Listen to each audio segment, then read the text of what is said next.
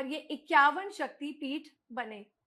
और 51 शक्तिपीठ में माँ की जहाँ योनि गिरी वो था नीलांचल पर्वत, जिसके बाद पूरा पर्वत ही नीला हो गया और ये बना योनि खंड।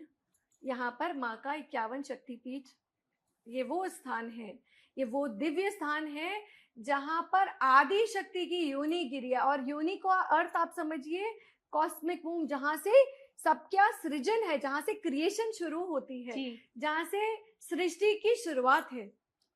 Really very deep. सो आप इस तरीके से समझिए। तो इसीलिए 51 शक्तिपीठ में ये शक्तिपीठ मूल शक्तिपीठ में आता है। और ये इसको ये अद्भुत है, ये अनुभव से ही समझा जा सकता है। जो शब्द बोलेंगे वो कम है। यहाँ पर इतनी दिव्यता है इस पूरे शिलाखंड, क्या कहें, या हम पूरा, मैं आपको कहती हूँ कि जैसे ही आप नीलांचल पर्वत में प्रवेश ही करेंगे तो आप वो शिलाखंड क्या है, वो नीलांचल पर्वत खुद शिव जी ने धारण किया हुआ है।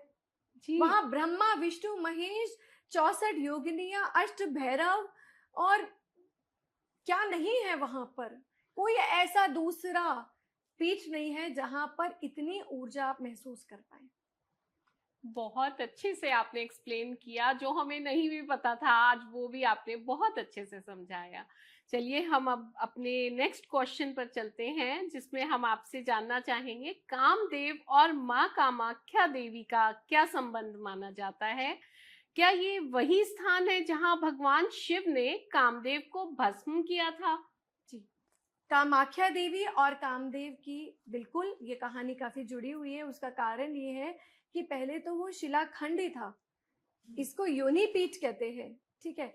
ये कामाख्या के रूप में रूपांतरित कब हुआ, जब तारकासुर, देखिए उमानंद पर्वत पर शिव जी ध्यान में लीन हो गए जी, क्योंकि सती माँ के जाने के बाद तो वो लीन हो गए, वहां पे ट्रांस में चले गए। और यहाँ पर तारकासुर नामक एक राक्षस की जो लोगों को उन्होंने परेशान करना शुरू कर दिया, सृष्टि विनाश की तरफ बढ़ने लगी। तब देवता जानते थे कि शिव और शक्ति के पुत्र से ही उसका वध होगा।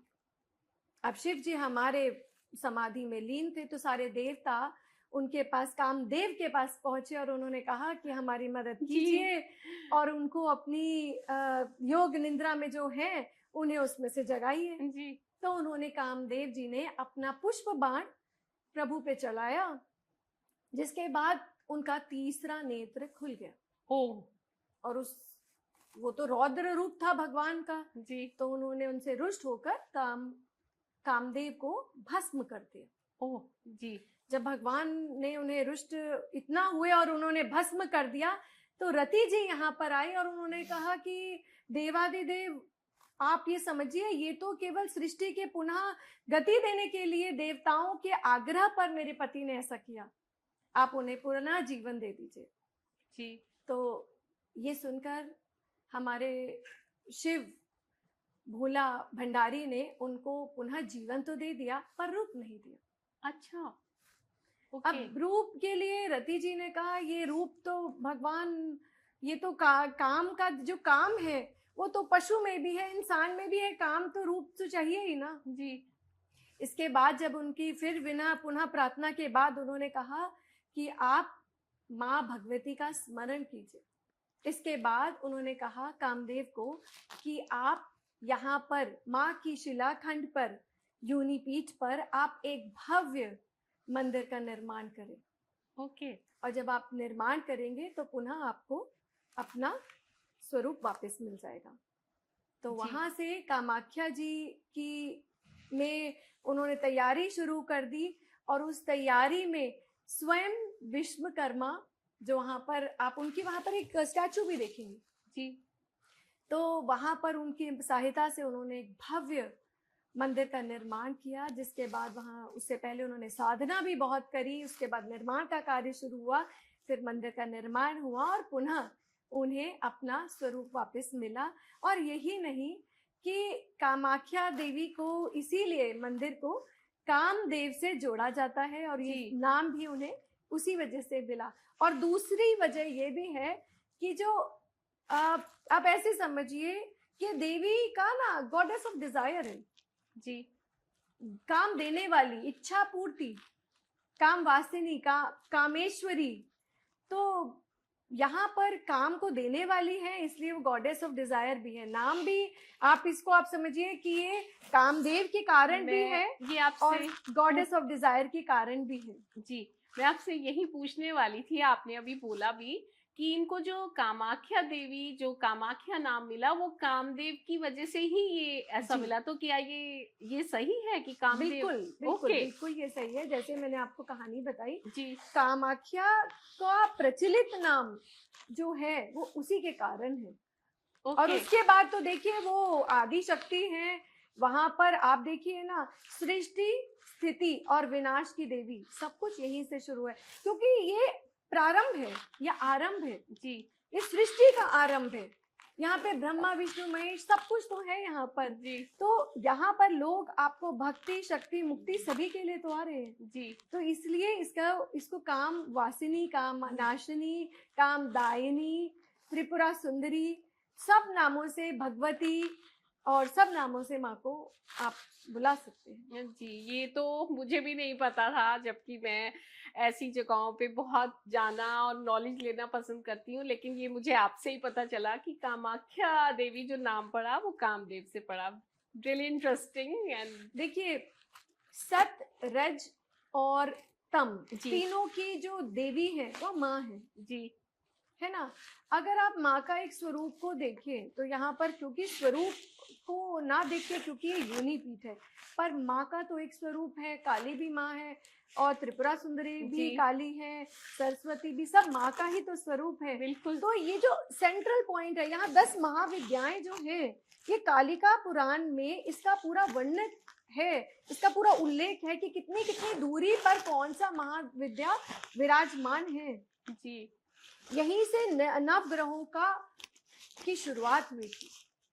ओके तो यहाँ से ग्रह आए, और ये इसको एक तरीके से आप ऐसे समझिए कि जब हम माँ की बात करते हैं तो 10 महाविद्याएं भी वहीं पर विराजमान है। जी वो एक तरीके से ऐसा है जैसे कि माँ के अलग अलग डिपार्टमेंट्स है, छिन्नमस्ता, धूमावती, माँ तारा, मातंगी, बगलामुखी और माँ कमला।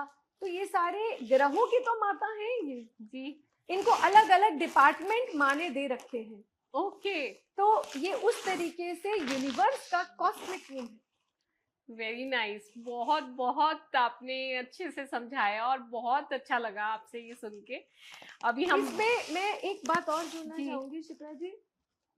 पता नहीं क्यों जब बात करते कामाख्या जी की तो थोड़े लोग डरते भी हैं वहाँ की जी। तंत्र विद्या से, उस पर हम बाद में आएंगे। पर आप ये सोचिए, जहाँ माँ काली है, माँ काली का स्वरूप काली क्यों था? क्योंकि उनको वो रक्त दंता क्यों थी, जी वो मुंड मारनी क्यों थी? क्योंकि उनको किसका विनाश करना था? उन्हें असुरों का विनाश के लिए ही तो उनको मिले थे। जी वो रुद्र का ही तो एक रूप जी है ना। यहाँ पर आप काली के नाम से तो डर जाते हैं लोग, बिल्कुल डरते पर हैं। आप ये देखिए ना, काली अंधकार का ही तो नाश करने के लिए आई थी। सब असुरों का नाश ही उन्होंने किया है। यहाँ पर तो खास बात ये है कि जब सारी देवियां कमल पर विराजमान होती हैं, सिंह पे होती है, तो ये हमारे शिव पर विराजमान है। जी इनका आसन ही महादेव शिव है, श्वेत प्रेत। तो आप ये देखिए कि ये इसे और खास बना देता। अद्भुत, जी। बहुत ही अद्भुत, जो कहा जाए वो उतना ही कम है। अब आपसे क्वेश्चन पूछना चाहेंगे, आखिर योनि पीठ का एक्चुअल स्पिरिचुअल मीनिंग क्या माना जाता है, और क्या इसे केवल फिजिकल रूप में समझना सही है, या इसके पीछे क्रिएशन एनर्जी का कोई गहरा रहस्य भी है? अभी वैसे आपने थोड़ा सा हमें एक्सप्लेन किया, फिर भी हम आपसे जानना चाहेंगे। देखिए शिप्रा जी, जब भी हम योनि की बात करते हैं जी तो सारा ब्रह्मांड की शुरुआत एक ऊर्जा का केंद्र, आप शक्ति, जब हम शक्ति की बात करते हैं, देखिए यहाँ ये बात तो हम सब जानते हैं कि यहाँ पर शक्ति के वियोग में शिव जी शव बन गए। जी कहते हैं ना, शक्ति के बिना शिव भी शव है ना, बिल्कुल जिसके कारण सारे सब कुछ हुआ। ये तो हमने आपको अभी इस कहानी स्वरूप में जी। आपको बताया ही है। पर आप सोचिए कि क्या एक ब्रह्मांड की का कॉस्मिक वूम जिसे मैं कह रही हूँ, या क्रिएशन जहाँ से सृष्टि की शुरुआत है, वो योनि पीठ ही तो हुआ। जी यही तो, यहीं से, ये शक्ति नहीं है यहाँ पर, ये शक्ति का सोर्स पॉइंट है। जी तो ये शक्ति पीठ 51 शक्ति पीठ में इसलिए खास है क्योंकि ये उन सब शक्ति का सोर्स पॉइंट है। जी बिल्कुल। जहां से सारे ब्रह्मा विष्णु महेश, सारे आप शाक्य परंपरा को देखिए तो आप सब कुछ यही से तो उत्पन्न उद्गम हुआ है। जी, ये उद्गम स्थल है। जी नवग्रह हो, पशु पक्षी हो, जैसे मैंने आपको कहा कालिका पुराण में इसका पूरा उल्लेख है कि क्या क्या वहां पर रहेगा, कौन सी पूजा पद्धति रहेगी, क्या चीज है। तो ये सब तो उसके अंदर सब कुछ मेंशन है जी कालिका पुराण में, शिव पुराण में, तो ये सब है। तो कॉस्मिक जहाँ एनर्जी होगी, जहाँ ऊर्जा का केंद्र है, ये शक्ति पीठ ही है। जी और एक बात जो लोगों को नहीं पता वो भी मैं बताऊंगी कि हम 51 शक्तिपीठ को जानते हैं। जी एक और शक्तिपीठ है जो 52 शक्तिपीठ है, जो अभी हमसे परे है, जिसका केवल हमें ये पता है कि वो है, वो किसी तक कोई वहां तक पहुंचा नहीं है। ओके क्योंकि अभी हम उस लायक कहिए या फिर अभी हमारी खोज वहां तक पूरी नहीं है, पर इसका उल्लेख है कि 52 अच्छा, है। हम ओके। 51 ही जानते हैं। हम 51 ही जानते हम हैं जानते सब। हैं यहाँ पर माँ के नेत्र गिरे, यहाँ पर ये गिरा और जी। इसलिए उस तरीके से ज्वाला जी सब है जी ना। हम 52 वाले को नहीं जानते। जी तो अभी हम इतने की ऊर्जा समेट ले कलयुग में, वो ही बहुत है। तो स्वाति जी, आपने माँ कामाख्या देवी जी को त्रिगुणात्मक शक्ति कहा। क्या माँ का स्वरूप सच में सत्व, रज और तम तीनों को अपने भीतर समेटे हुए माना जाता है? और आप भी कामाख्या देवी गई हैं, हमारी जितनी ऑफ स्क्रीन बात होती है तो उसमें मैं आपसे जानना चाहूंगी कि आपने कुछ ऐसा वहां अनुभव किया जो नॉर्मल लाइफ से या एक्सपीरियंस से परे था, तो वो भी प्लीज आप अपना एक्सपीरियंस शेयर करें। देखिए, जैसे आपने सबसे पहले बोला कि त्रिगुणात्मक शक्ति, जी माँ की त्रिगुणात्मक शक्ति नहीं है, वो तो स्रोत है। जी वो तो आप समझ ले पावर पॉइंट है। इतनी हाई फ्रीक्वेंसी है कि जिसको नॉर्मली कोई लोग समझ ही नहीं पाते, है ना। उसके आप जब गर्भगृह में प्रवेश करेंगे तो वहां पर माँ काली का भी स्वरूप है, माँ सरस्वती का भी है और माँ लक्ष्मी का भी है, जो सत, रज और तम तीनों के गुणों को दिखाती है। जी यहाँ पर आपको अगर बात करें सरस्वती माँ की, जो विद्या की देवी है, वो भी वहां दिखाई देंगी। जो सृष्टि का चलाने वाली लक्ष्मी जी भी आपको दिखाई देंगी, पालन करता। और विनाश की देवी काली भी आपको वहां पर विराजमान है। तो त्रिगुणात्मक शक्ति का मतलब सत, रज, तम, और वहां पे अष्ट भैरव हैं उनको प्रोटेक्ट करने के लिए, जी है ना। तो वहां के जो मेन भैरव हैं, उमानंद भैरव हैं और है ग्रीव भी है, पर मुख्य हमेशा ना माँ के जब भी एक शक्तिपीठ होता है उनके साथ उनके गण जरूर होते हैं। जी तो अगर हम बात करें त्रिगुणात्मक शक्ति की, तो वहां पर ब्रह्मा विष्णु महेश भी है, वहां पर तीनों माँ की ऊर्जा भी है, जी जिसको हम सतरज के तम के हिसाब से देखते भी हैं, और वहां पर अष्ट भैरव भी हैं, जी 18 मातृकाएं भी हैं जो पालन पोषण सृजन करती हैं। माँ को उनकी आवश्यकता नहीं है, पर ये आप ऐसे समझिए जैसे एक प्रोटोकॉल होता है, जैसे कि प्राइम मिनिस्टर के पास डिपार्टमेंट जी, होता है, जी। पियोन से लेकर सब लोग होते हैं, बिल्कुल, उनके बिल्कुल। साथ चलते हैं। जी तो उस तरीके से माँ का पूरा डिपार्टमेंट है ये।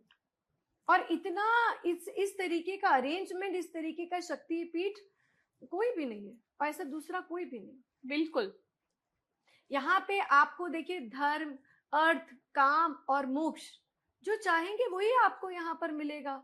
लोग यहाँ सोचते हैं यहाँ कोई बलि देने आ रहा है या फिर कोई तांत्रिक क्रिया करने आ रहा है, जी। नहीं। आप जो मांगेंगे, माँ है वो तो, जी आदि शक्ति है, माँ है। आप माँ को महसूस करिए, क्योंकि वहां पर आपको, जो आपने बात किया कि कोई एक्सपीरियंस, तो एक्सपीरियंस सबसे बड़ा ये है कि सबसे पहले तो ये है कि जब आप योनि पीठ में प्रवेश करते हैं तो आपको ऐसा लगता है कि यहाँ पर आपका कोई शून्य में चले जाते हैं। ओके, आपके पास कोई सवाल नहीं शेष रह जाता। That is a main thing. मतलब वहां ऐसी ऊर्जा है कि आप अगर कुछ मांगने जा रहे हैं तो शायद आप मांगना भी भूल जाएं, कोई बड़ी बात नहीं है। आपको ऐसा लगेगा कि दुनिया में भय नहीं है, हम भय से तो डरते हैं, हाँ ये हो बिल्कुल। जाएगा तो वो हो जाएगा, तो ये बिल्कुल क्या कहेगा, वो क्या कहेगा, ये ना हो जाए। आप वहां से भय मुक्त हो जाते हैं। जी। वो जो स्टेट ऑफ माइंड है ना आपकी, वो हायर फ्रीक्वेंसी की, वो वहां की, वो अद्भुत है। जी। वो त्रिगुणात्मक शक्ति, वो एक्सपीरियंस, वो बहुत डिवाइन एनर्जी है। और मैंने एक बात और भी है कि आप कभी भी किसी देवी के स्थल पर जाते हैं या कोई भी शक्ति पीठ को देखते हैं, हम शक्ति पीठ को, मंदिर अलग होते हैं, हमारे घर में भी मंदिर है, बिल्कुल हमारे कॉलोनीज में भी मंदिर है, बिल्कुल पर ये शक्ति पीठ है जी। ना, इनकी एनर्जीज थोड़ी अलग अलग फ्रीक्वेंसी होगी, ऑफ होती है कोर्स वहां अलग पर। होगी।